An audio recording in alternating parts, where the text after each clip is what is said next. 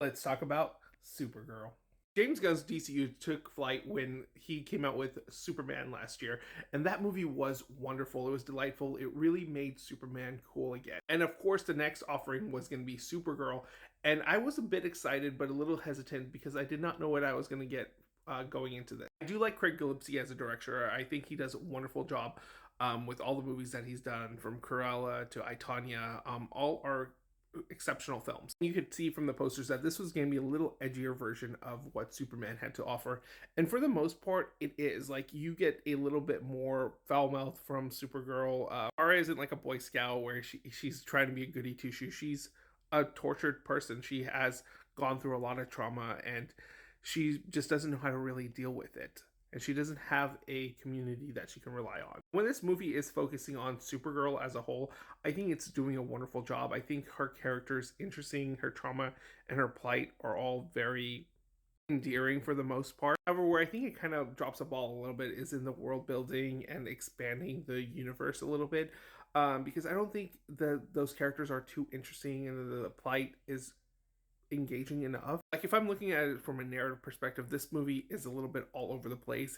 It lacks focus on what it's trying to do and what it's trying to say, and it kind of jumps through scenario fairly quickly, especially in the first act. Some of the things feel super contrived and really easily resolved, and there's not a real good conflict and a strong antagonist for Supergirl to go up against. Some of the fight sequences are cool. I do like Millie Alcock's a rendition of Kara and Supergirl. I think she's wonderfully cast, and that's the main reason you're going to go watch this. She's going to be a great addition to this DCU. Eva Ridley also does a good job here, but I feel like her character overall is just a little bit one note. While I hated the villain in here, and he gets his comeuppance, I do wish that he was a little bit more interesting and he offered a little bit more. And I love me some Jason Momoa. I think he's wonderful in whatever he does, and he's wonderful here, but I feel like he was in a totally different movie from the rest of the cast. Like, his addition really didn't need to be there. I feel like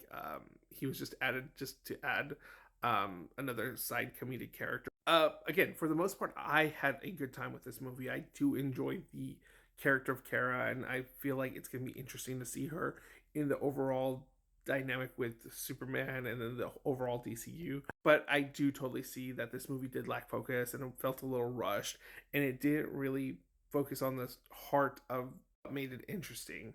It is a fun ride. I just wish it was a little bit more engaging in terms of the story department. I will say it does have a couple really good emotional moments in the film that really add to the level and emotional impact of the Supergirl character. Again, I don't really see why the critics are so against this film.